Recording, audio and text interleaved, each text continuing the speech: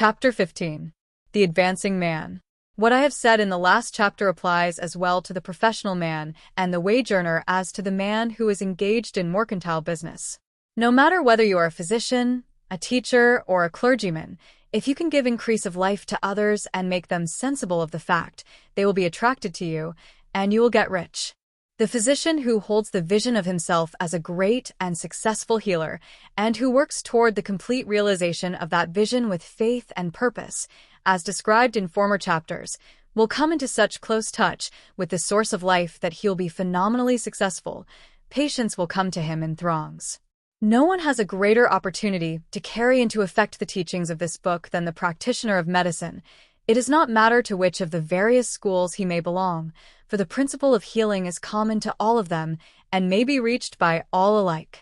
The advancing man in medicine, who holds to a clear mental image of himself as successful, and who obeys the laws of faith, purpose, and gratitude, will cure every curable case he undertakes, no matter what remedies he may use.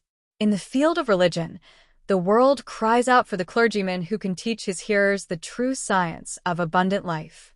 He who masters the details of the science of getting rich, together with the allied sciences of being well, of being great, and of winning love, and who teaches these details from the pulpit, will never lack for a congregation.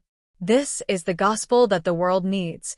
It will give increase of life, and men will hear it gladly, and will give liberal support to the man who brings it to them.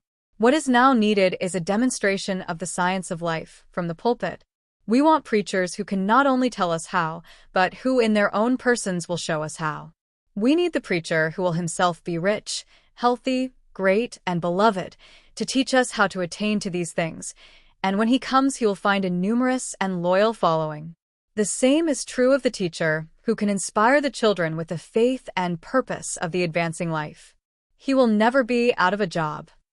And any teacher who has this faith and purpose can give it to his pupils. He cannot help giving it to them if it is part of his own life and practice. What is true of the teacher, preacher, and physician is true of the lawyer, dentist, real estate man, insurance agent, of everybody. The combined mental and personal action I have described is infallible. It cannot fail. Every man and woman who follows these instructions steadily, perseveringly, and to the letter, will get rich. The law of the increase of life is as mathematically certain in its operation as the law of gravitation. Getting rich is an exact science. The wage earner will find this as true of his case as of any of the others mentioned. Do not feel that you have no chance to get rich because you are working where there is no visible opportunity for advancement, where wages are small and the cost of living high.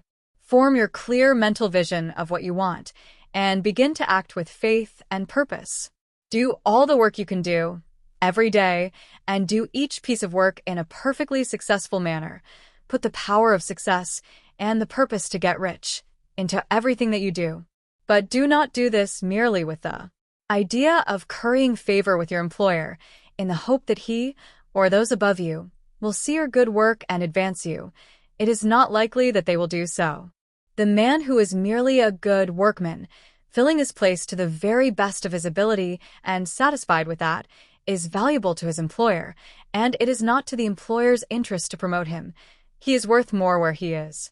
To secure advancement, something more is necessary than to be too large for your place. The man who is certain to advance is the one who is too big for his place and who has a clear concept of what he wants to be, who knows that he can become what he wants to be, and who is determined to be what he wants to be. Do not try to more than fill your present place with a view to pleasing your employer. Do it with the idea of advancing yourself. Hold the faith and purpose of increase during work hours, after work hours, and before work hours. Hold it in such a way that every person who comes in contact with you, whether foreman, fellow workman, or social acquaintance, will feel the power of purpose radiating from you, so that everyone will get the sense of advancement and increase from you. Men will be attracted to you, and if there is no possibility for advancement in your present job, you will very soon see an opportunity to take another job. There is a power which never fails to present opportunity to the advancing man who is moving in obedience to law. God cannot help helping you if you act in a certain way. He must do so in order to help himself.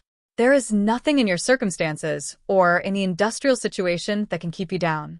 If you cannot get rich working for the Steel Trust, you can get rich on a 10-acre farm. And if you begin to move in a certain way, you will certainly escape from the clutches of the Steel Trust and get onto the farm or wherever else you wish to be. If a few thousands of its employees would enter upon the certain way, the Steel Trust would soon be in a bad plight. It would have to give its workingmen more opportunity, or go out of business. Nobody has to work for a trust. The trusts can keep men in so-called hopeless conditions only so long as there are men who are too ignorant to know of the science of getting rich, or too intellectually slothful to practice it. Begin this way of thinking and acting, and your faith and purpose will make you quick to see any opportunity to better your condition. Such opportunities will speedily come, for the Supreme, working in all, and working for you, will bring them before you. Do not wait for an opportunity to be all that you want to be. When an opportunity to be more than you are now is presented, and you feel impelled toward it, take it. It will be the first step toward a greater opportunity. There is no such thing possible in this universe as a lack of opportunities for the man who is living the advancing life. It is inherent in the constitution of the cosmos that all things shall be for him and work together for his good, and he must certainly get rich if he acts and thinks in a certain way. So let wage-earning men and women study this book with great care and enter with confidence upon the course of action it prescribes.